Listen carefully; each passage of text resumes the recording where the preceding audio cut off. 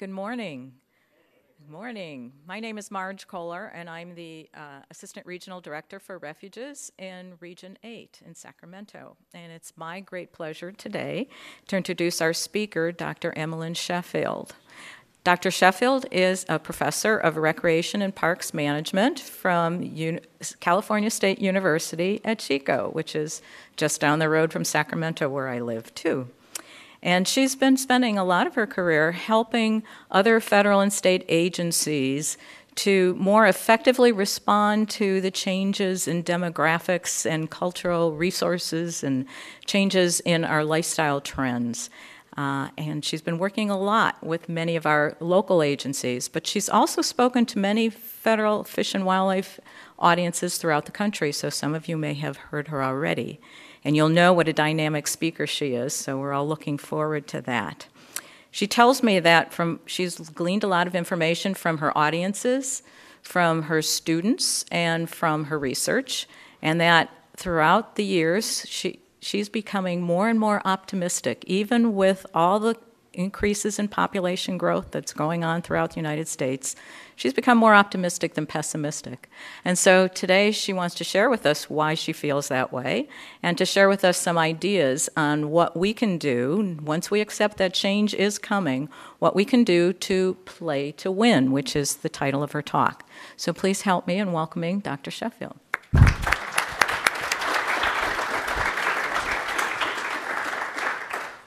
Well, thank you. Let's see if we can get, we can see if we can get the timer on. That's in everybody's best interest. But then, of course, it's password protected, so then the nerves get in the way. So there you go. Well, 30 years and 50 pounds ago, I was an insanely competitive athlete. And I thought I'd outgrown it, and I thought it was behind me. Something had clearly gotten behind me. But I found out that not only had I not gotten past my competitive instincts, but that I was going to need to call upon them as the gap between the age of my students and the age of myself became wider and wider and wider. And so really my talk today, and those of you that I've had the pleasure of working with in the past or talking with in the past, it's usually sort of a data dump. Push a lot of information at you, but most of it's already been pushed across the lectern or across the stage already in the past 2 days. So I'm going to light hit on that and go to the end of the story about playing to win. And to let you know that you too can be a Caucasian baby boomer. You can, as I do, live in a place where there's no web access, no cell access, no TV access, and be successful. So no matter where you are, no matter where you start, you can play to win, and that's where we're going today. So at a glance, we've been here before. We know what to do. Second chunk, what is the pace, face, and place of change? Where are our opportunities, and how do we best leverage them?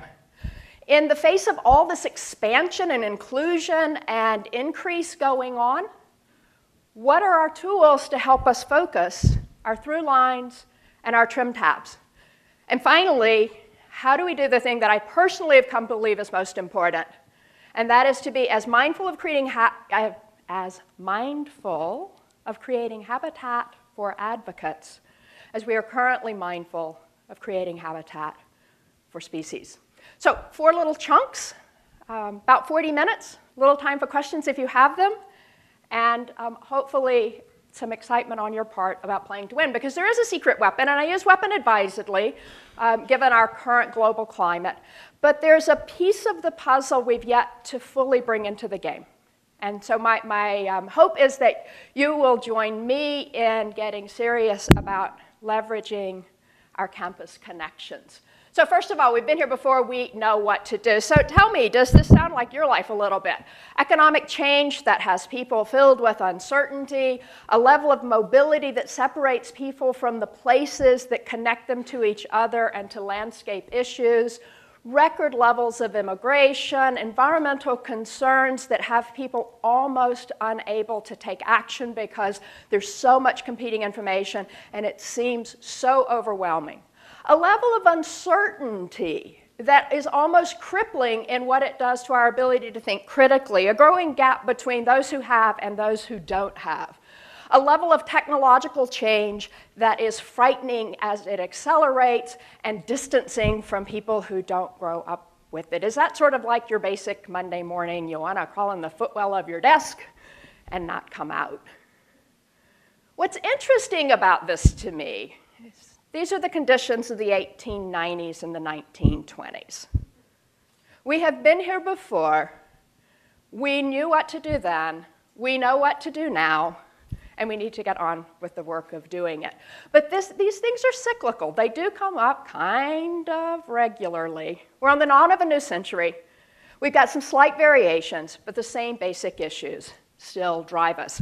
We came of age as a country in the last century. We emerged as a world leader. We reached the 100 million person milestone. So to give you a little context on that, it took us from 1776 to 1915 to go to 100 million people.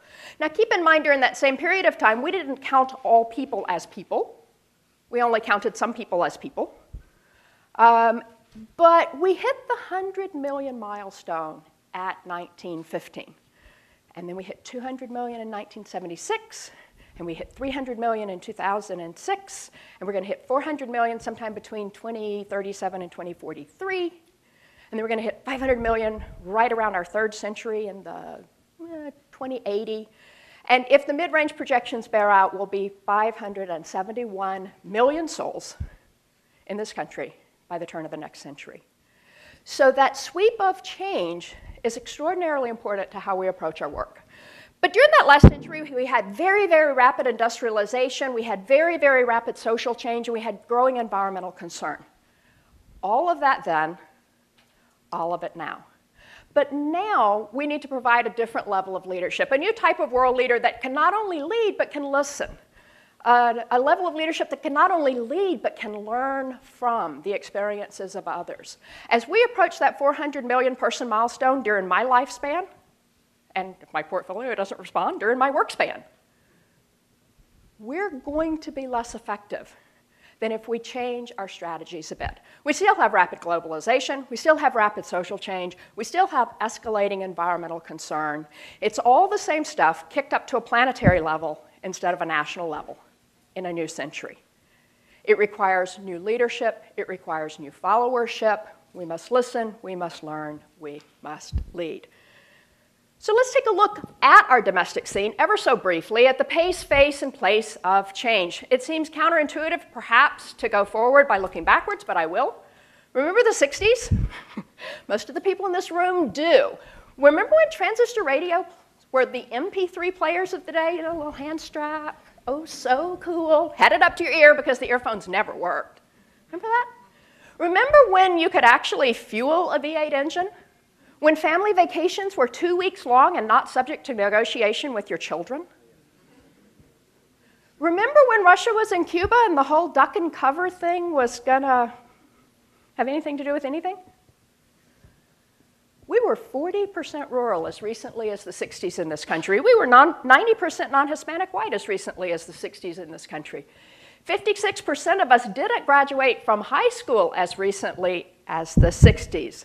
In this country. And if you really want to deal with the nature deficit disorder head on, let's go back to the 60s when the average square footage on a home was less than 1,000 square feet.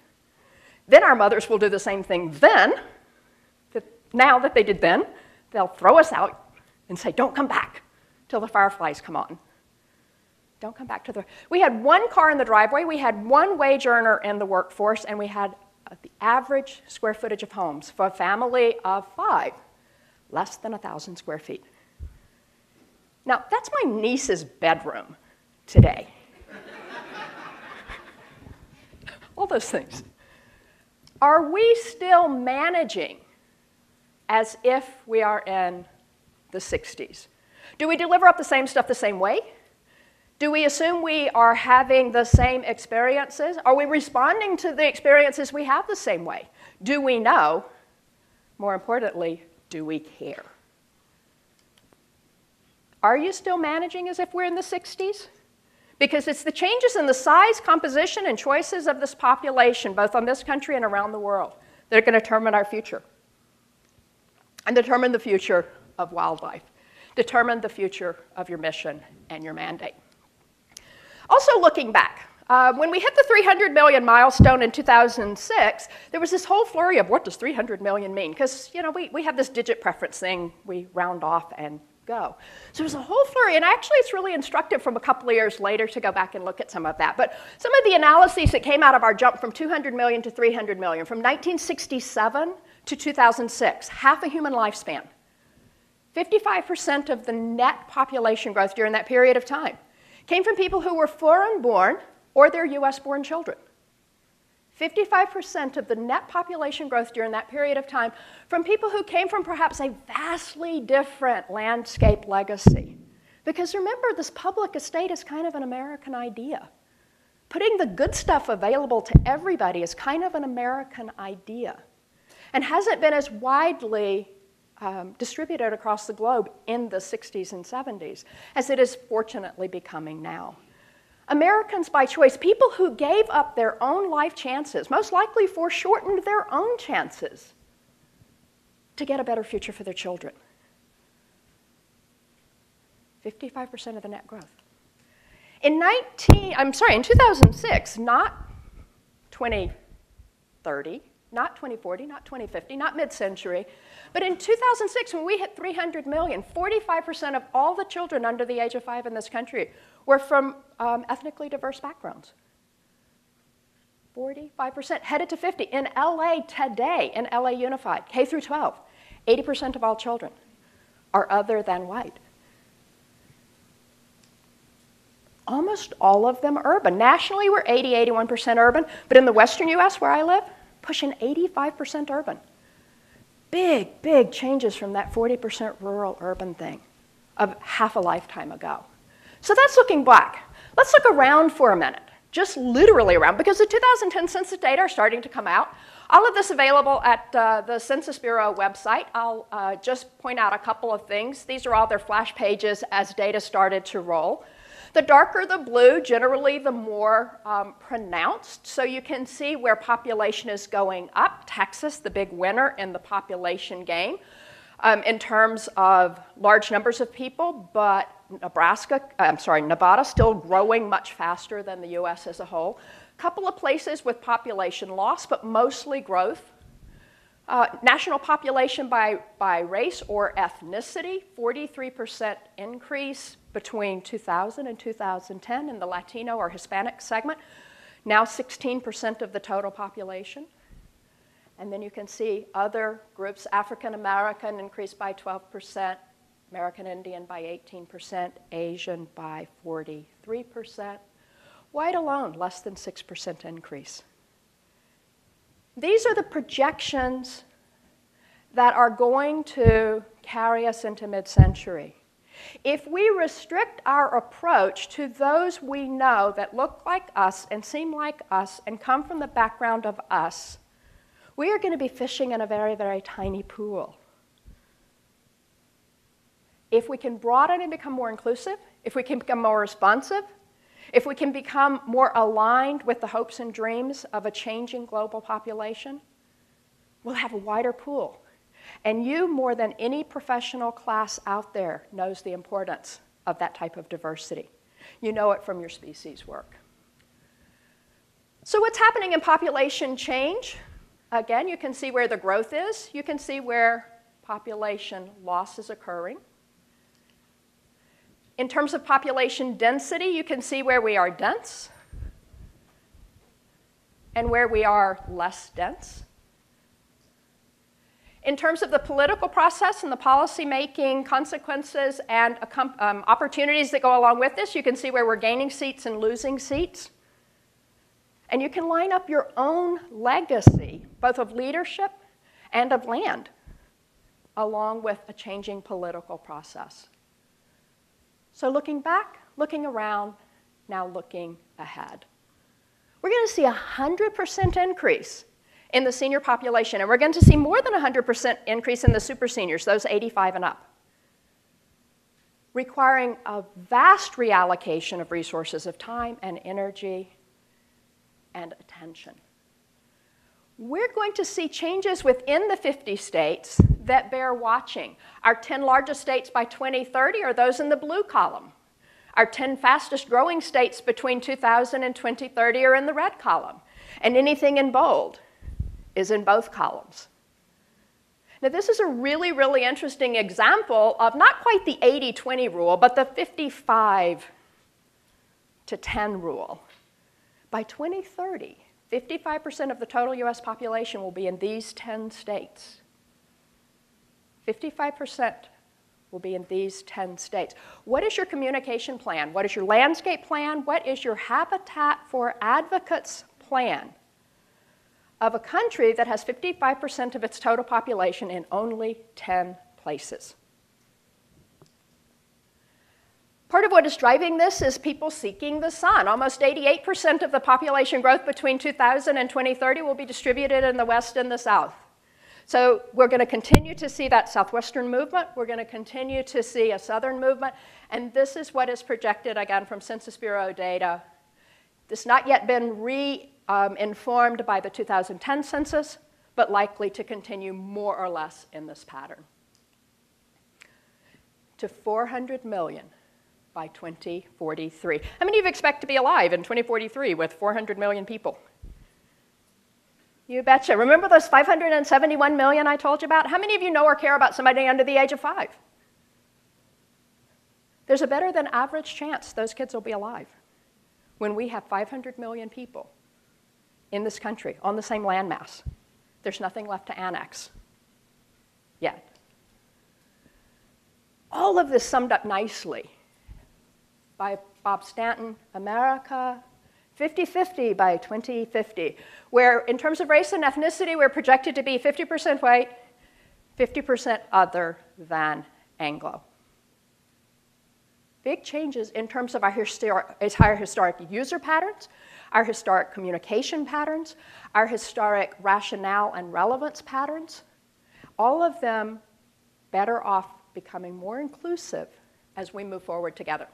Now, that's what's happening on the social statistics side of the house, but then there are other sort of lifestyle things, and there are many of them, but the ones that are the biggies are going to be urbanness, the pervasiveness of technology, and changing interactions with landscapes. But I want to talk about technology ever so briefly because there's some things about technology I think we ignore, especially in our efforts to try to get kids to put them down.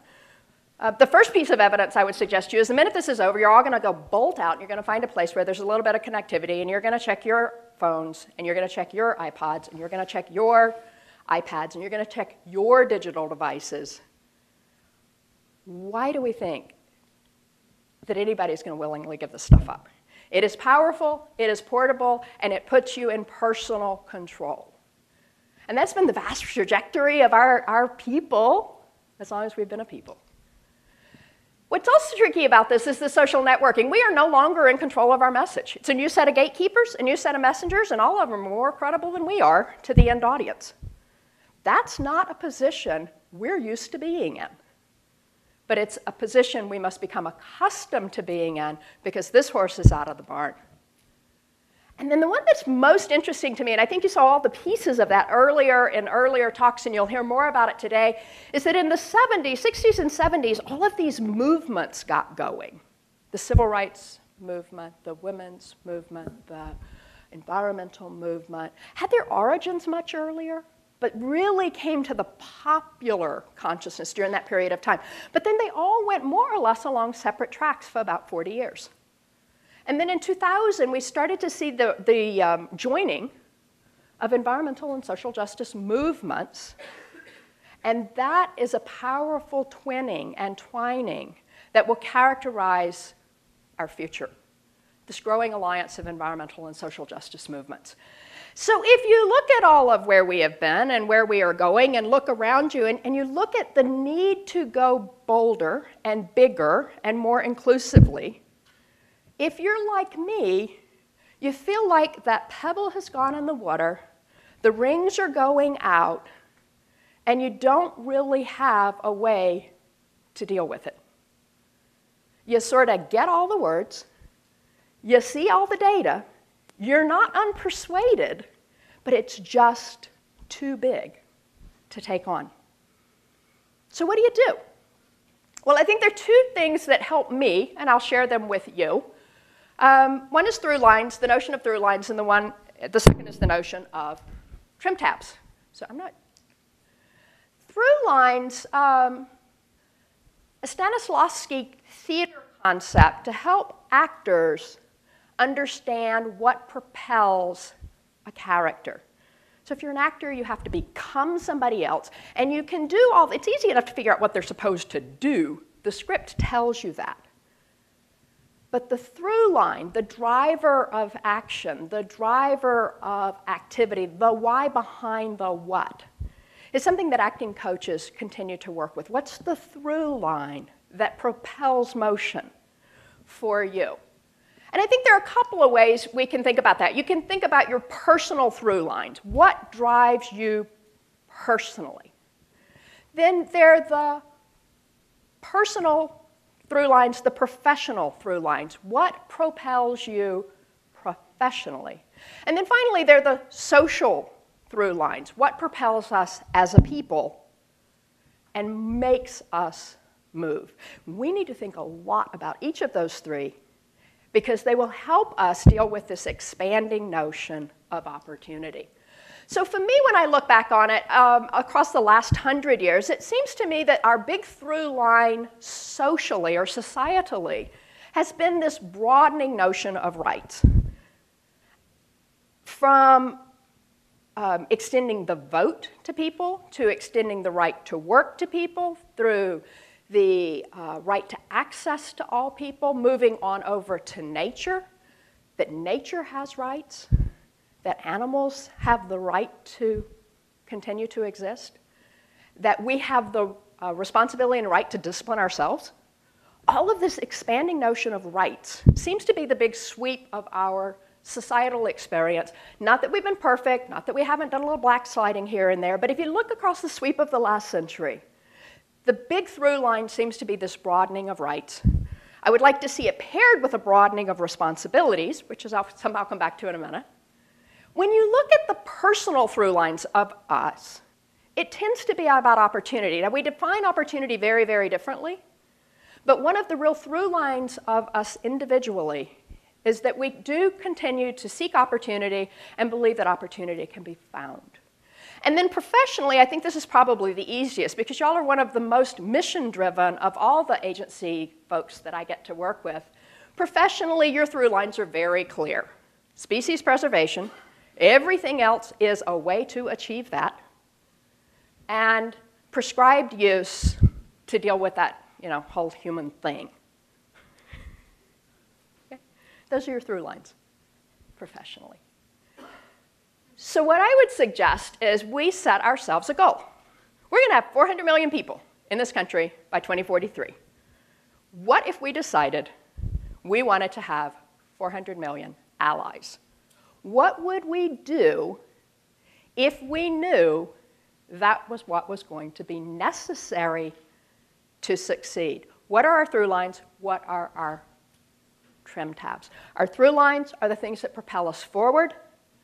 Our trim tabs, though, are another device. And I'm getting ahead of myself, because I do want to return to this prescriptive use thing. You have 6 wildlife-dependent uses. And I find it kind of interesting that I have to search very, very hard in your strategy to find the R word. Your recreation. The thing that people do freely chosen with their own money, their own time, their most precious possessions, their children. That perfect moment to create an ally for life. You heard it this morning from those children. You've heard it from every adult on the stage. Those moments where they become owned by the idea are disproportionately in leisure time. They're disproportionately in the experiential part of our instructional time. And we've been merrily beating it out of the curriculum ever since, and minimizing it in all of our strategic thinking. Interpretation and education, wildlife observation and photography, hunting and fishing. This is your legacy. And this is what has gotten you thus far. These are uses, human uses, upon which the wildlife portion is essential or the experience isn't available to humans. I'm going to encourage you to broaden that to a set of additional activities that wildlife depends upon. A new type of wildlife dependency, not the ones where we have to have wildlife to make it work for us, but a set of recreation and leisure and curriculum choices that require us for the species to have its best chance for survival. A new type of wildlife depending upon volunteer efforts, wildlife depending upon citizen science, wildlife depending upon aligning your work with the professional objectives of the next generation of leaders, wildlife that depends upon aligning your work with the other big policy drivers like safe routes to school and kids being healthy and fit, or just flat out things kids like to do more, which is ride bikes. Wildlife depends upon the choices we make as a people. And those perfect moments come in experiential education moments, and they come in the language and life and time of leisure. You have the most powerful of all the nature gifts because you have the critters. What would it look like if we decided to use that gift you've been given to get 400 million allies, to make it impossible to be an American, to make it impossible to live in America and not have your life improved by the work that you do and the mission that you hold? What would it be like if we stopped denying everybody and we went after them all and settled for nothing less? Because I have come to believe that the wildlife depends upon it, and that if we do not do it, we'll be less successful in achieving your mission. And I want you to be successful. So we need to be about inspiring a whole new set of traditions that deal with these perfect moments in the gifts you've been given. So those are the through lines for me. Let's talk about trim tabs. Trim tabs, how many of you are boat people?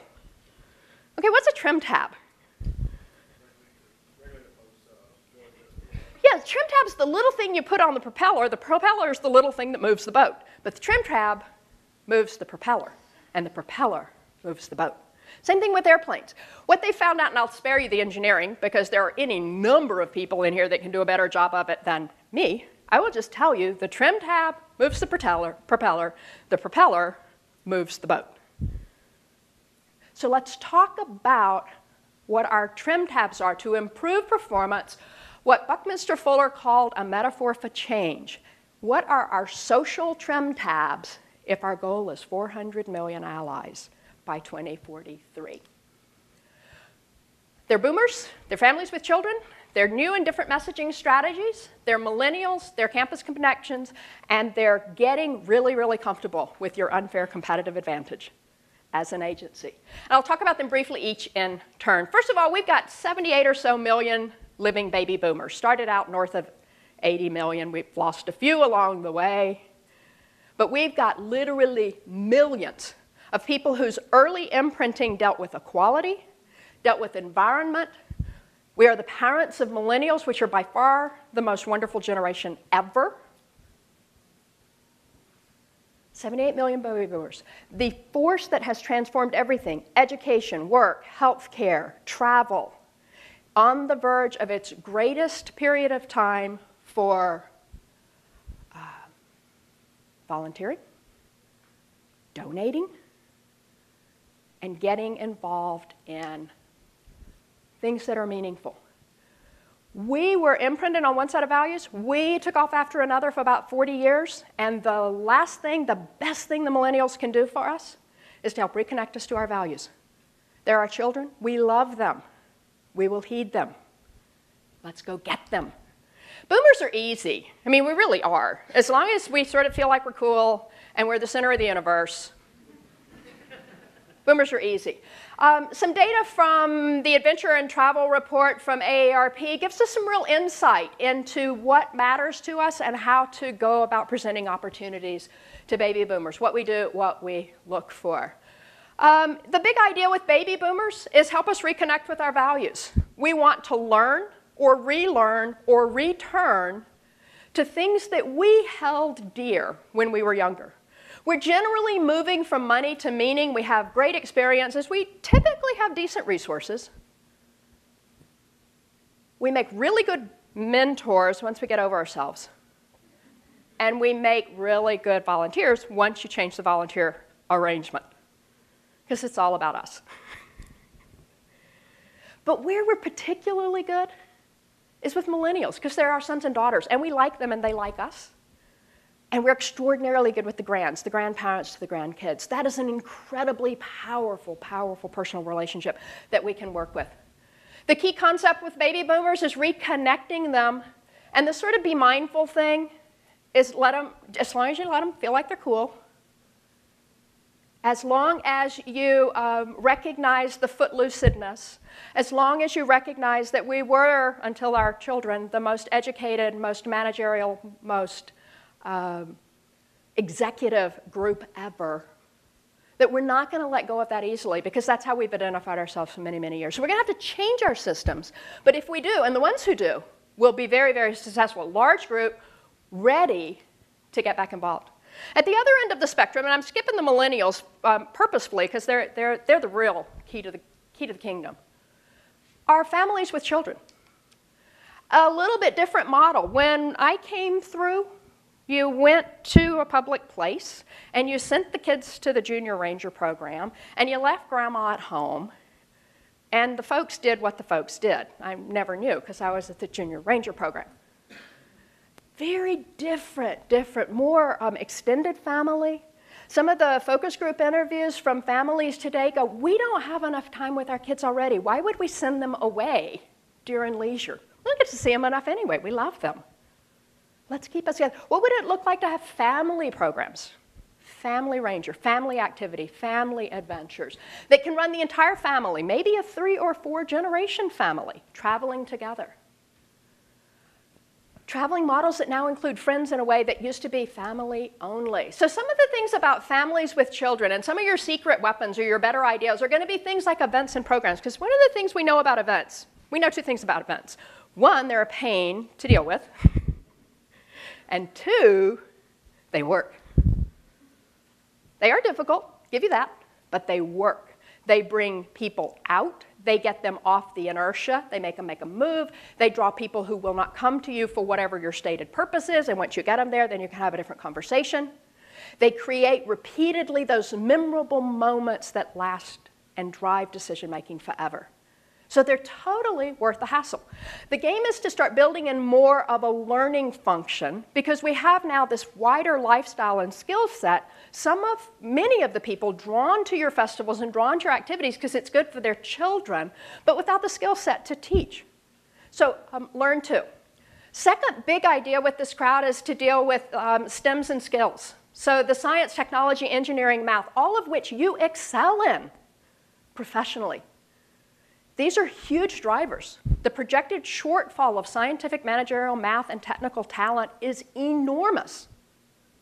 And you have the natural, experiential, approachable way to get kids really excited about science, just like you got excited about science.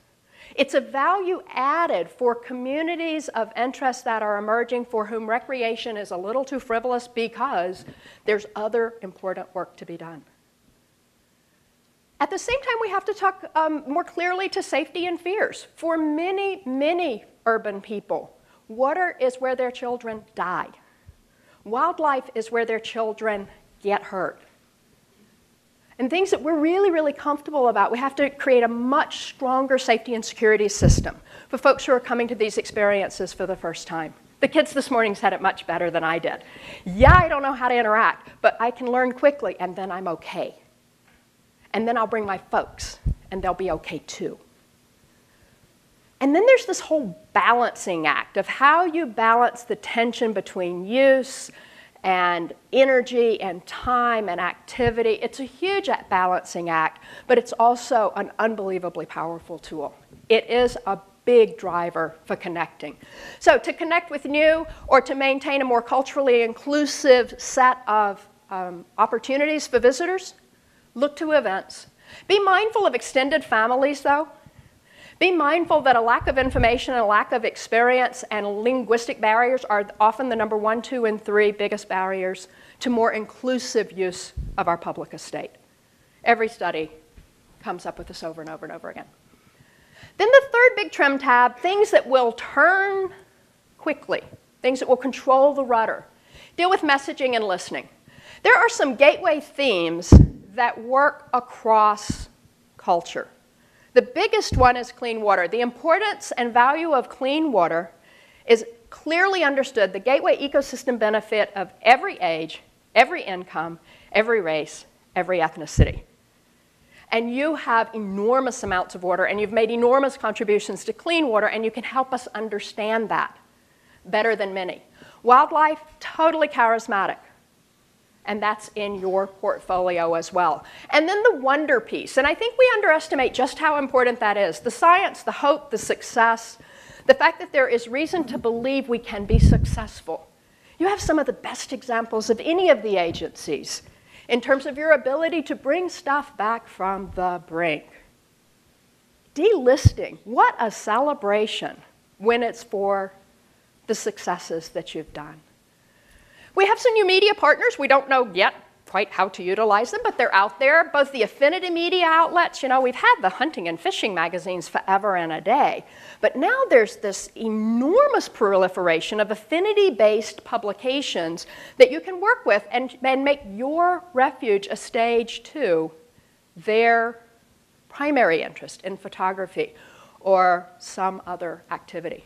We've got a growing and very vibrant ethnic media network across the United States, and then the social media where you're actually taking the bull by the horns and providing incredible leadership at this meeting and other places. One last piece, though, is put people in the picture. One of the things that we tend to do is we go out and say, oh, get out because the hairstyles are going to change and the clothing is going to change and we're going to have to use this picture for about a decade. Okay. Put people back in the picture, all kinds of people. All kinds of people. Oh, this would be my phone. This would be my phone telling me it's time to stop soon. Isn't that nice? Okay, so I'm going to move forward because I really, this is what we have. These are some of the gifts we've been given. Connection and control, social networking. Let's talk about game changers ever so briefly. We've heard about the big game changers already. Climate, extinction, poverty, population, the list goes on and on and on. If we stop there, we're doomed. Let's talk about some other game changers. These game changers. These and the other men and women between the ages of 18 and 24 out there. It may surprise you to know, I don't know. For me, about 6% of the US population at any given moment is in higher ed. But about 38% of the 18 to 24-year-olds are. And there are only 5,000 institutions of higher education in the United States. That's a trim tab. Let's get after it. I'm going to talk briefly about the first two, and then I'm going to spend the remainder of my little bit of time talking about what we're doing at Chico State and what you might consider doing with a campus near you. First of all, this landscape scale idea, wonderful, timely, overdue. And keep an eye on Trails Forever out at the Golden Gate National Parks. They were trying to do trail work as trail work and weren't as successful as quickly as they wanted to be. So they started embedding their trail work in the bigger landscape. And it's been a phenomenally successful way to communicate, to get trail built, to get habitat restored, to get conservation goals met, and to connect with young people. So always keep an eye on Trails Forever at the Golden Gate National Parks, because they will figure it out first, and then we can reverse engineer it quickly. I think the second thing is to spend a little time thinking about your competitive advantage. Every agency has a couple of things it can do better than anybody else. So what are the gifts you've been given as an agency that you can bring to the game to get 400 million allies by the time we have 400 million people? Well, there are many of them, but here are some of the top of mind ones for me. Your locations. You are in places that are close to urban areas that are generally flat and don't have tons of trees. These are really good things. If you're an urban person who finds all of that other stuff, distance, canopy, all of that a little intimidating. You've got places, you've got boardwalks, you've got visitor centers, you have habitat for advocates. Your locations are great. You have wildlife. Wildlife is inherently interesting to people. Your threatened and endangered species is both compelling. It's one of the few things that'll get young people to weed. I used to try to get them, and they're just like, oh, but I'll get it. Really compelling. Watchable wildlife, incredibly compelling. Birders, incredibly committed. If everybody in the United States felt as passionately about something as birders do, there we go. We would have 400 million allies. Citizen science, the issue, the conversation, the national conversation in 5 years will be about this topic. You can lead now. You've already done the base work. Habitat restoration, volunteers, friends groups, the hope, the success, the symbolic value of your mission and the critters that you care for. These are your unfair competitive advantages. These are the gifts you've been given. These are the tools we need in the game if we're going to have 400 million allies. And I want them all. This is the quote I keep on my desk all the time because I went through a period of getting up every morning, and my first thought of the day was fear, and my last thought of the evening was fear. Is it going to go down on my watch? Because I was in charge, and things were really, really rocky. Because I'm in California, and we do this whole roller coaster thing there. Is it going to go down on my watch? Am I going to betray my mission? Is it going to be my fault? It characterized absolutely everything, and I believe a fair few of you are kind of in that mental space. And then I got past it. This goes back to the competitive thing. Because I decided I couldn't live with the consequences of failure. And I couldn't live with the inadequacy of my personal instructional tools. So I got off my tenured backside, and I changed dramatically. Here's our secret weapon. The much maligned millennials. And these are the guys and gals that are going to be the game changer for us all if we utilize the gifts we've been given. I'm going to tell you a couple of life lessons I've learned. These are what my students have taught me. I don't get to teach them much anymore because they're so busy teaching me. I do stuff like negotiate risk management, find out how to get them fed and sheltered. They're doing the leading. They're doing the learning. I'm just the guide from the side now. I'm not the sage on the stage anymore. Now, for a professor, that's a huge change. And I guarantee you there's nothing you'll have to do professionally that's greater than that for me. Here are the things that we do. And when I talk about we, I talk about this growing cadre of young people from Cal State Chico. We do community-based stewardship, citizen science, community engagement, communication work, conference and event management, consulting, and custodial or caretaking work. We have hundreds of students donating their time and talent to public lands, parks, trails, and other protected places every weekend, every year. Here's our own personal little trajectory. We started in 2008. FTE is full-time equivalent, so don't worry about what it means. Just sort of look at the number. But we started with the equivalent of 15 units in 2008. In the spring of 2011, our fourth year, we had 465 units.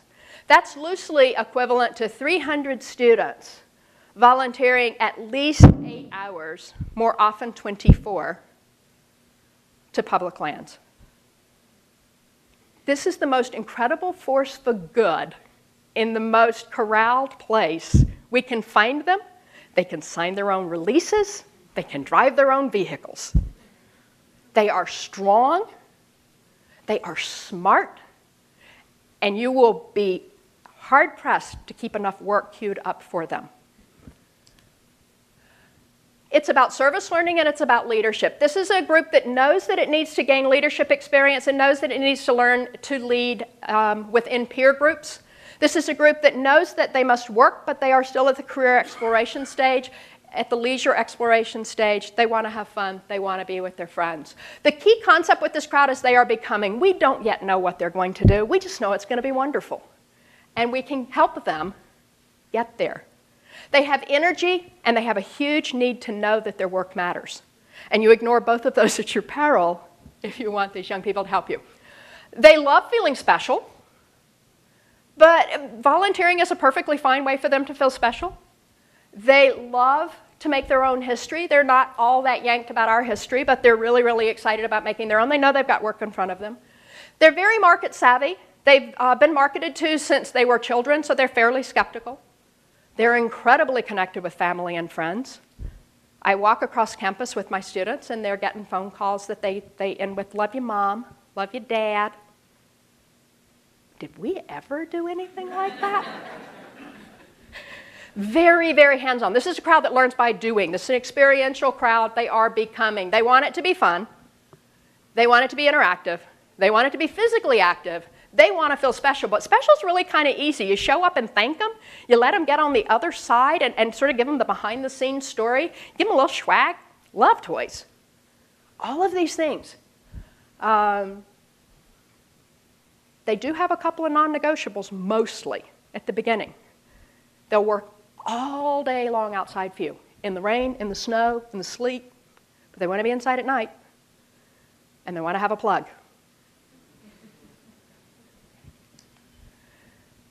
Why do they do this? Well, here's some of our crew, and here's what they've taught me. They want to visit their parks and protected places. They sort of are interested in the idea that they own this stuff. But they haven't had much experience, and every time we go, at least every kid has gone to a park or a protected place or a trail they've never been to before. They want to explore new places. They want to have fun and be with their friends. They want to help endangered species. When we first did our first volunteer experience, I sat down with the students going, what's the absolute non-negotiable? What you do? It's like, we don't weed. You can call it anything you want to. Habitat restoration, planting, pull it. We don't weed. Call my agency partner. Okay, Marine group down. They don't weed. Okay, what do you think is the very first thing? They queued up. But they took the time to explain that the weeding was about habitat restoration, that the weeding was to ensure the life chances of a small little butterfly.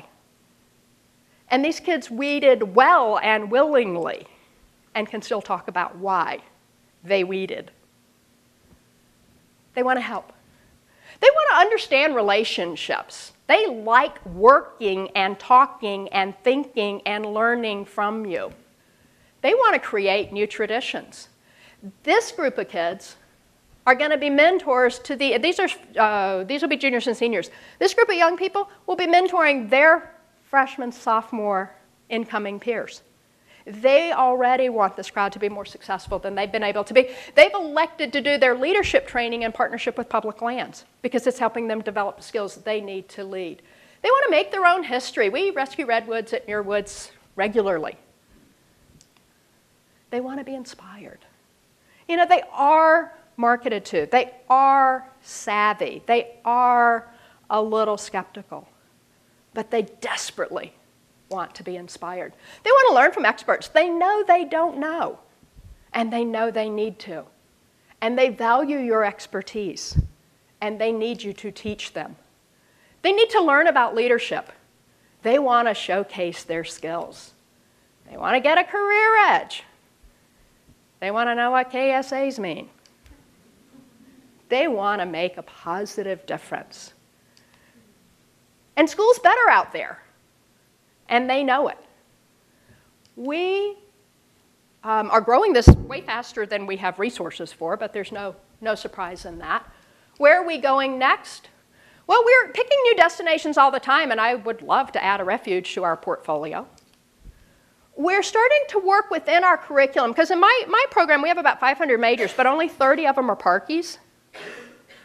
The other 470 are in hospitality or events or community or therapeutic or something else. So we're starting to develop new alliances where we go find those things on public lands and bring students there so that we can get the type of professional working in these settings that understands the mission and mandate of the agency partner. We've got new partners both in our mentor program and our alumni program, and we're starting to go over to liberal studies because at Chico State, that's how you get to the educators. And we're partnering with other CSU campuses to play together. We're working with new stories, and this is the most exciting because these kids are so agile in this arena. And so they're starting to come in and not only do product development, but they're also doing millennial consults. They come in and secret shop your programs, and they give you feedback. Kindly, but it's important. So we're starting to do digital storytelling. We're working with the geotourism initiatives in California. We're doing our millennial consults, and we're developing self-guided materials because people need help to understand nature. And we're growing new leaders that are peer leaders, they're finding careers, they're becoming mentors, and they're finding callings. And I'll just talk about these three just for a minute. They all happen to be gals. None of them thought they were in public lands. None of them. 2 now are working for agencies, and 2 are working in the private sector. But their work in the private sector is now informed by their knowledge of public lands, and when they need a place to build team building, they know where to go. So the lessons from field school, well, they're important lessons to me. They've changed my thinking, they've changed my outlook, and they've changed and made a believer of me that we don't have to be ashamed of what happens on our watch if we embrace and support and embolden these young people. Because we're at a really interesting moment in time, and this is another thing that came out of the 300 million mark. More than half of all the people who've ever called themselves Americans are alive today. What an opportunity. More than half of all the Americans who've ever lived are alive today. And if we can tap in to the small acreage of the American heart and the vast landscape of the American hope, we will be successful beyond our dreams. We will have 400 million allies when we need them, and we will have 500 million allies when we need them. And we will go to bed at night content with our work and optimistic about the future. I do wish you the best. Your frontline work is very different than my frontline work, but if we'll bring the gifts we've been given together, your mission, your mandate, my millennials, your millennials, because they're your sons and daughters. And it is the greatest privilege of my life to be able to work with them. If we'll bring our gifts together, we can win this one. That is my hope for us all. It is my passion, as you can tell. If I can do anything to assist you in finding who the right campus person might be near you, because every campus is a little different, I hope you'll give me a call. And if you're within driving distance and you have indoor accommodations, I hope you'll invite us to come down to visit you. Thanks for your time and kind attention.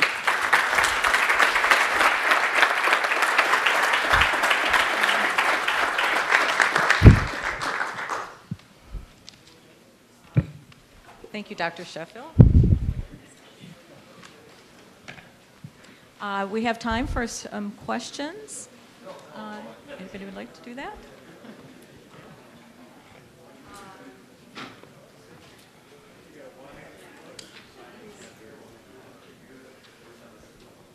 Hi, Dr. Sheffield. You made some great points, and you talked about seniors. But on one hand, we talk about seniors, and on the other hand, we talk about social media. I don't see seniors using social media. Any hints or thoughts about how we engage seniors, some of which want to try something new instead of doing what they did before? So the question is, for seniors who may not be as social media savvy, how can we connect with them? And the answer to almost every question is stick a millennial in the mix. Because they are both skilled and they are kind. And they'll coach us to become better. The nice thing about seniors, so that's just the social media piece. It's just like let the millennials help us with that. We don't have to do it, we have to get it done. But the other piece is those seniors, having been imprinted on a different set of media, they may or may not be interested in all of that. And so the old tools still work really, really well. Find the gathering places, find the communities of interest, go to the service providers that are supporting senior adults and go, how can I use the gifts I've been given to help you be successful? So that might mean the retirement villages. It might mean the social service agencies. It might mean the elder hostel programs. It might mean the Osher programs at universities. Would be a good point to go after that active living senior that wants to get involved. Does anybody work with AARP or anything like that to feed them articles? You know, it would be really, really interesting. I don't know whether anybody's working with AARP, but y'all's agency would be a really smart one to take that lead because partly because of your legacy in hunting and fishing and how well aligned that is with that demographic. So to be able to go from Fish and Wildlife to an AARP and go, how can we work together at our mutual point of interest? One of the greatest gifts you've been given, quite frankly, is these 70,000 volunteer hunter educators out there. Talk about a force for good. So there are lots of things, and I don't want to light hit. They're probably better people to talk about the whole senior spectrum than me because I'm sort of preoccupied with the millennials. But it is absolutely there, and you've got a couple of real strong gifts as an agency to bring into the game. And then the Friends groups, the existing seniors are the last affiliative group. They're joiners. Boomers are going to be different. Boomers are going to drop in. And so we're going to have to shift, but our regular program delivery systems work really well with this, the front end of the boom or the sort of little bit older. Okay, so. Great, thank you. Someone else had a question back here. Can you come to the mic? That's the only way since it's being broadcast. I'm remembering back to your Families with Children slide. You talked about festivals, events to bring them in. And at the bottom of the slide, you talked about balancing act, and I didn't know what you meant by that. So is this a place where I go ahead and admit that I forgot what my point was on the whole balancing act thing? It's sort of like busted. But I will use this as are you the Project Budverse person? No, you're not, but okay. Well, I will use this as a segue. So this is the other way to answer a question. I don't remember what I mean, it was a lead into a whole big, long discussion we don't have time for. But there is a tension out there between the shared and the separate, the public and the private. And we sort of ignore that at our peril. And that was sort of what the balancing act was, is how do you go out and do new stuff when you can't do the existing stuff? And my recommendation to you is sort of look at these trim tab ideas, these trim tab moments where you get so much that it's worth the effort. And events fall into that category for reasons we don't always think about. But the data are out there, the research is really out there that events make people move to you. And so that was the big issue. One thing that I would recommend right in the whole family thing is we've got this wonderful collection of canned, turnkey, ready-to-go, community-based programs like Project Budverse or Journeys North or the Christmas Bird Count. Again, these are the cutting-edge citizen science programs, community science programs, popular science programs. It will not hurt you as a professional to have a scientifically literate population. It will never, ever hurt you. And so that would be the other thing I'd say with families is let's really cue all of those up and get them all going. Great, thank you. Thank you very much. I'm afraid we're out of time right now. That was the last question. But I think if you'll be around for a few minutes, everybody needs to get to lunch. But I want to thank everybody. Thank Dr. Schultz. Lunch it is.